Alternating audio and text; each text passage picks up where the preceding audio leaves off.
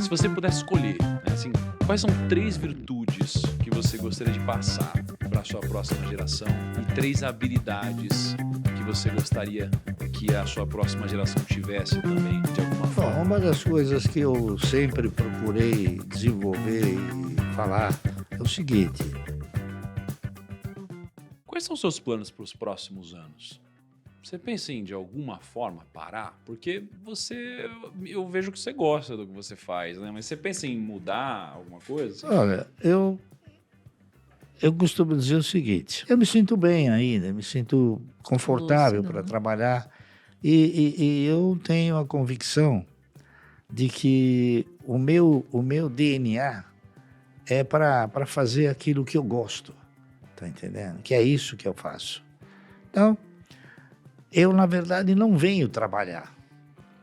Eu costumo dizer que eu venho fazer tricô aqui, que é o meu hobby, isso aqui, tá entendendo? Então, isso aqui me faz bem. Isso aqui permite que eu analise e permite que eu prossigo aprendendo aquilo que eu já aprendi muito, que o mercado me ensinou. É que é muito comum a gente ouvir, né? As pessoas falam assim, putz, se eu ganhasse na loteria, putz, eu ia parar de trabalhar. Ou se eu conseguisse um patrimônio X, a primeira coisa que eu ia fazer, cara, é parar de trabalhar. Vou fazer um sabático. Né? Então assim, é muito interessante, porque é um comportamento muito contrário do que a maioria das pessoas, né, pô, Mas tem, eu né? imagino o seguinte, que talvez eu esteja vivo exatamente porque eu movimento meu corpo, minha cabeça, Uhum. tá entendendo? Eu faço palavra cruzada todo dia e eu tenho um desafio. A cada dia tem que ser mais rápido, tá certo? Tem Há que pouco progredir. tempo atrás eu fui no médico, um médico também que tinha quase que a minha idade, 70 e poucos anos. Aí ele mandou fazer uma encefalograma lá. Ele falou, seu Mário, o senhor já teve 2 ou 3 microinfartes, AVC. micro AVC, né? Eu não brinca. Ele falou, mas isso não é nada, isso aí... Então, o senhor precisa mexer com a cabeça. Eu falei, pô, eu mexo com a cabeça e fico olhando as contas 8. Né? E aquilo lá me obriga, né, a raciocinar, olhar, acompanhar. Ele falou, sabe uma coisa que é bom o senhor fazer? Palavra cruzada do Estadão. Ele falou, eu faço. Eu falei, o senhor faz? Eu falei, faço. Ele falou, eu faço, mas levo 1 hora. Eu falei, eu levo 15 minutos.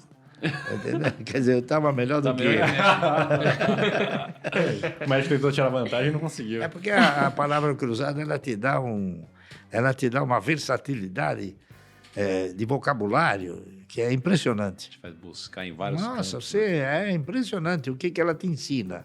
Tá entendendo? Agora, Basta, pensando em perpetuidade de gerações, assim, né?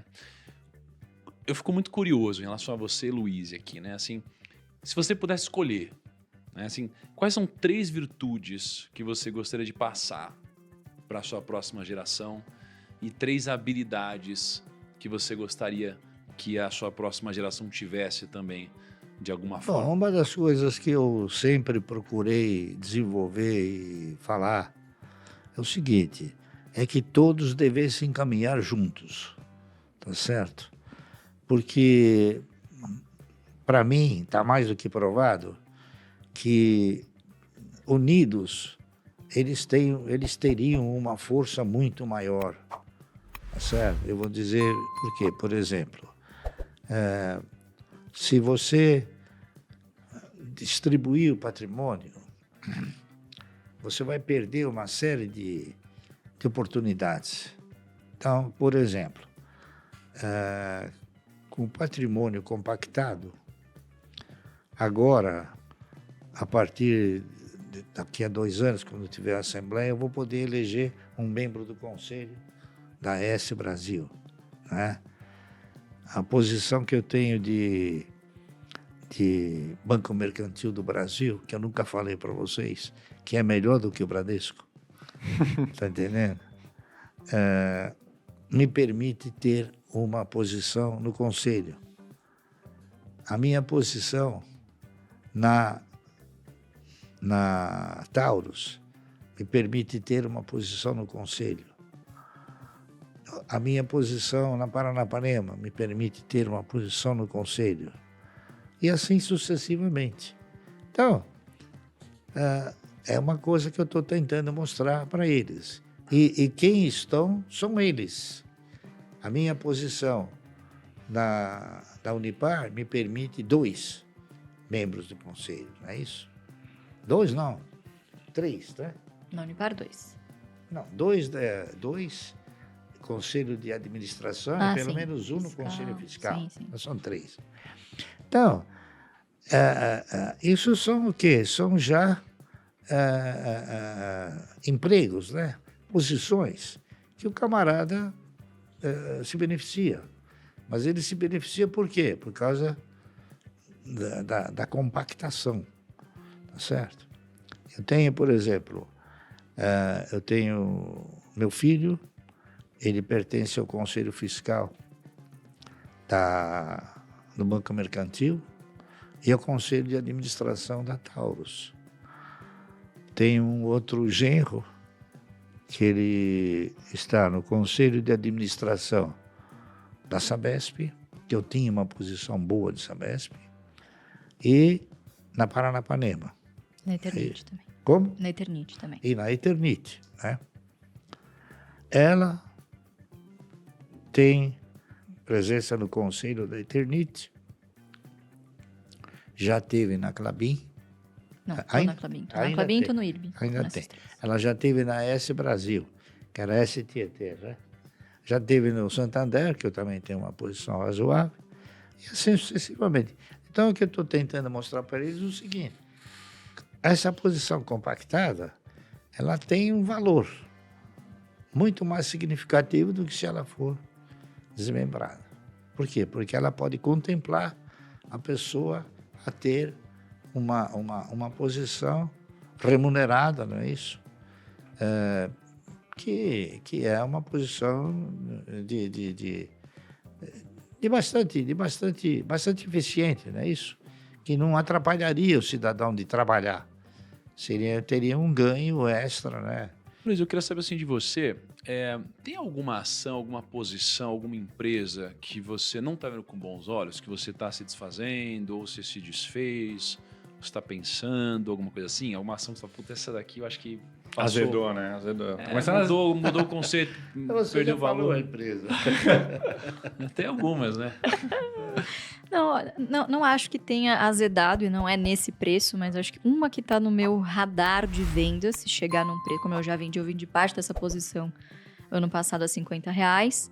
Você chegou a vender um pouquinho também, acho que você vai concordar, é a Eletrobras. Não por ter perdido fundamentos, mas porque eu tô fazendo um movimento de consolidação de carteira e substituindo, mesmo que sendo um papel best, né, que a gente fala aqui do setor de energia, mesmo sendo uma empresa previdenciária, ela paga uma vez ao ano. Então eu tô fazendo esses movimentos de consolidação e tô preferindo mais empresas que pagam com uma frequência semestral ou de preferência trimestral. Substituir para aquelas que alimentam um caixa com menor intervalo. Deixa eu pedir um conselho. Conforme eu fui montando minha carteira, assim, quando eu falo da minha posição aqui para vocês, isso daqui é o que eu invisto publicamente, né? E aí a gente começou montando poucas ações que a gente acompanhava muito na profundidade. E aí quando você começa a ver hoje o tamanho da carteira, cara, a gente começa a ver que tem muito ativo. Começa a ficar difícil você acompanhar na profundidade. Exatamente. Tomar decisões difíceis, né? Porque, cara, cada empresa que você acompanha, você vai ter lá resultado trimestral, vai ter relatório anual, vai ter fato relevante. É difícil você acompanhar na profundidade, né? Então, assim, existe algo que a experiência te ensinou, que o tempo te ensinou sobre um número mágico de ações que você deve acompanhar? Porque eu já vi gente como o Lynch,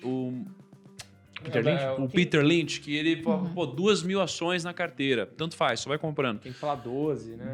E tem gente que fala 10, 8, 12. Eu tenho também o que eu acredito que é o recomendado para uma pessoa normal. Mas que eu não me enquadro numa pessoa normal porque eu trabalho com isso. Então, assim, o que você aprendeu com o tempo sobre isso? Olha, inclusive eu aprendi porque o mercado me ensinou.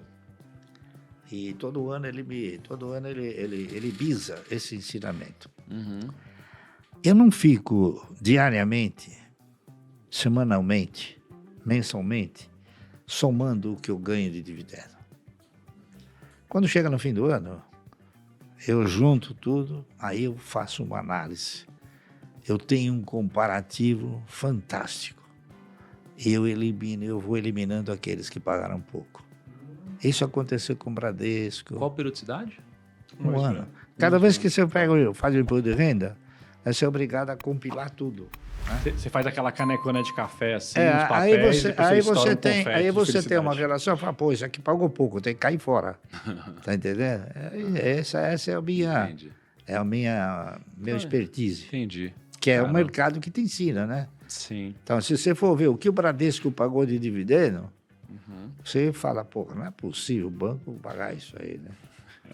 A Itaúsa, comparativamente com outros. Muito bom. É que é verdade, você pega o seu e você pega os que você não tem e fala assim, pô, setor banco, meu banco pagou isso e tal pagou isso, pô, nada a ver eu ter isso, né?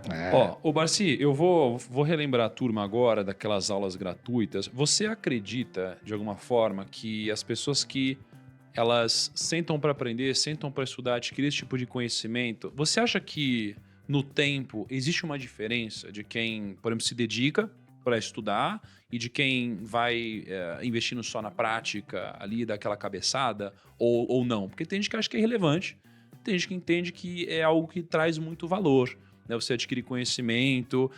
Então, você acha que muda alguma coisa? Eu acho que o mercado financeiro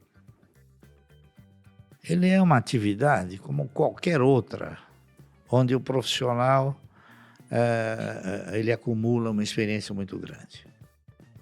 Recentemente teve uma pessoa aqui, eu disse para ela o seguinte, quando você tem um problema de saúde, estômago, o que você faz?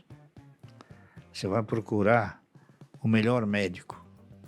O melhor médico examina você e fala, olha, você tem essa receita. Você não vai estudar medicina para falar se é bom ou não é. O mercado financeiro é a mesma coisa. Você tem que procurar um bom profissional, tá correto? E se o profissional chegar para você e falar, compra isto, e você tiver, vamos supor, tiver confiança no profissional, você vai fazer sem contestar. Então, eu acho que é uma questão de credibilidade do profissional.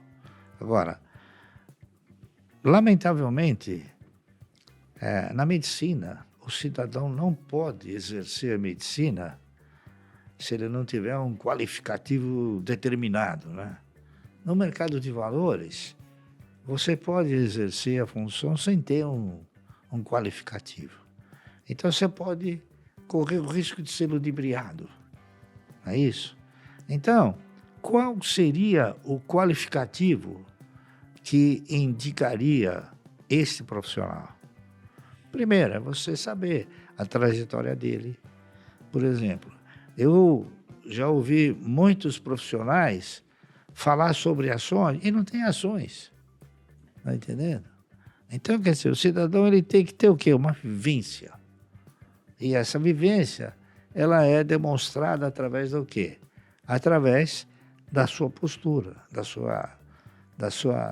sua vivência no mercado, da forma como você interpreta o mercado, da forma como você é um vencedor.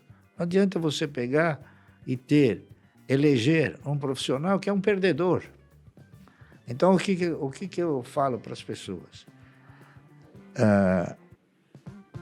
As pessoas no mercado não têm ações, às vezes, muitas vezes. Então, eles vivem do quê?